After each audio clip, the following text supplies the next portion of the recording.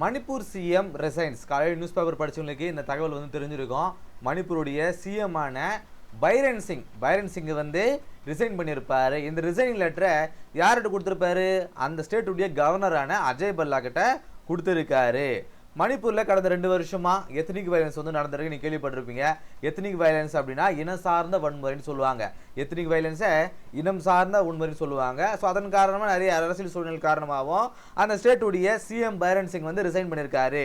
இந்த ரிசைன் லெட்டரை கவர்னரான அஜய் பல்லா கிட்ட கொடுக்கும்போது அவர் என்ன சொல்லியிருக்காரு? நீங்கள் இப்போ உடனடியாக வந்து ரிசைன் பண்ணால் அந்த அரேஞ்ச்மெண்ட் இப்போ அந்த ஸ்டேட்டை பாதுகாக்கிறதுக்கு ஒரு அரேஞ்ச்மெண்ட் பண்ணணும் இல்லையா? ஸோ அந்த அரேஞ்ச்மெண்ட் பண்ணுற வரைக்கும், ஆல்டர்னேட்டிவ் அரேஞ்ச்மெண்ட் பண்ணுற வரைக்கும் நீங்களே சிஎம்மாக வந்து கண்டினியூ பண்ணுங்க அப்படிங்கிற மாதிரி சொல்லியிருக்காங்க. சரி, இப்போ இந்த அசம்பிளி இருக்கு இல்லையா, ஒரு லெஜிஸ்லேட்டிவ் அசம்பிளி இருக்கு இல்லையா, மணிப்பூருடைய இப்போ கலைக்கப்பட்ட அந்த அசம்பிளியானது எத்தனாவது அசம்பிளின்னு பார்க்கும்போது 12வது லெஜிஸ்லேட்டிவ் அசம்பிளிங்க. இந்த 12வது லெஜிஸ்லேட்டிவ் அசம்பிளி தான் நல் அண்ட் வாய்ட் அப்படின்னு சொல்லியிருக்காங்க. இந்த நல் அண்ட் வாய்டுனா என்னன்னா, நோ லீகல் ப்ரொசீஜர். இதுவும் கேள்வியாக வரலாம்.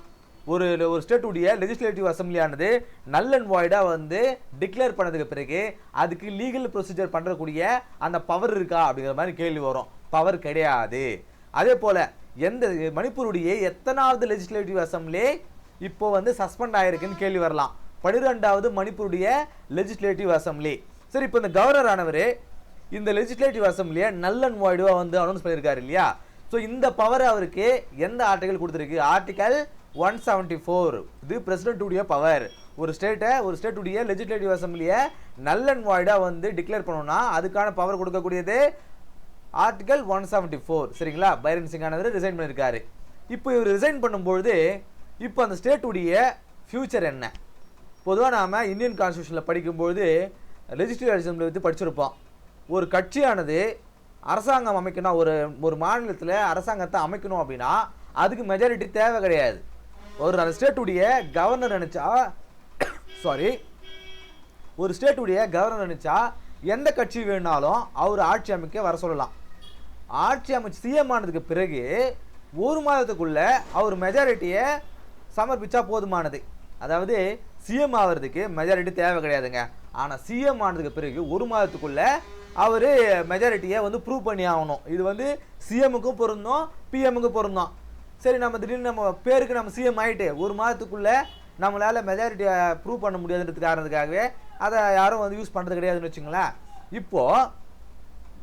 இப்போ ரிசைன் பண்ணுறாரு இல்லையா, மணிப்பூருடைய சிஎம் ரிசைன் பண்ணுறாரு இல்லையா, இப்போ அந்த ஸ்டேட்டுடைய கவர்னர் நினச்சா ஒரு ஆப்போசிட் பார்ட்டியோடைய ஹெட்டு கூப்பிட்டு நீங்கள் வந்து ஆட்சி அமைக்கலாம், அரசாங்கத்தை அமைக்கலாம்னு சொல்லலாம். ஏன்னா அவர் வந்து பெரும்பாலும் நிரூபிக்கலாம் இல்லையா? இப்போ சிஎம் மட்டும்தானே வந்து ரிசைன் பண்ணியிருக்காரு, எம்எல்ஏலாம் இருக்காங்க இல்லையா? ஸோ அந்த எம்எல்ஏ ஆனவங்க இவருடைய சப்போர்ட்டர்ஸாக வந்து அந்த கோல்டுனால இதுவாகிட்டுக்குது.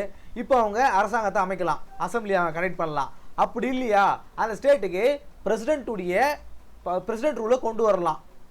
இப்படி இல்லையா, அந்த ஸ்டேட்டுக்கு ஒரு புது எலெக்ஷன் வந்து நடத்தலாம். இப்போ ஒரே நாடு ஒரே தேர்தல் அப்படிங்கிற ஒரு விஷயம் போயிட்டு இருக்குது. எப்படியாவது இந்தியா முழுவதும் ஒரே தேர்தலில் ஒரே சமயத்தில் கொண்டு வரணும் அப்படிங்கிற முடிவில் யூனியன் கவர்மெண்ட் இருக்கிறதுனால இந்த ஸ்டேட்டுக்கு தனியாக எலெக்ஷன் கண்டிப்பாக நடத்த மாட்டாங்க. அதில் ஒரு முடிவாக இருப்பாங்க. இப்போ எப்படி பார்த்தாலும் அந்த ஸ்டேட்டில் பிரசிடென்ட் ரூலில் வரலாம் அப்படின்னு சொல்லிட்டு நிறைய பேர் தங்களுடைய கருத்துக்களை சொல்லிட்டு இருக்காங்க.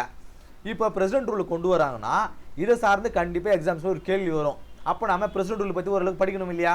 ஸோ படிச்சிருவோம். இந்த பிரசிடென்ட் ரூல் அப்படிங்கிறத ஆர்டிகல் 356 வந்து சொல்லுதுங்க. ஒரு ஸ்டேட்டில் பிரசிடென்ட் ரூலை கொண்டு வரணும் அப்படின்னா அதுக்கு ஆர்டிகல் 356 வந்து சொல்லுது. அந்த ஸ்டேட் வந்து ரெஸ்ட்லெஸ்ஸாக இருக்குது, அங்கே இருக்கக்கூடிய ஒரு கான்ஸ்டியூஷன் மிஷினரியானது ஒழுங்காக செயல்படலை அப்படின்னாலும் அந்த இடத்துல பிரசிடென்ட் ரூலை கொண்டு வரலாம். ஆர்டிகல் 355 என்ன சொல்லுது?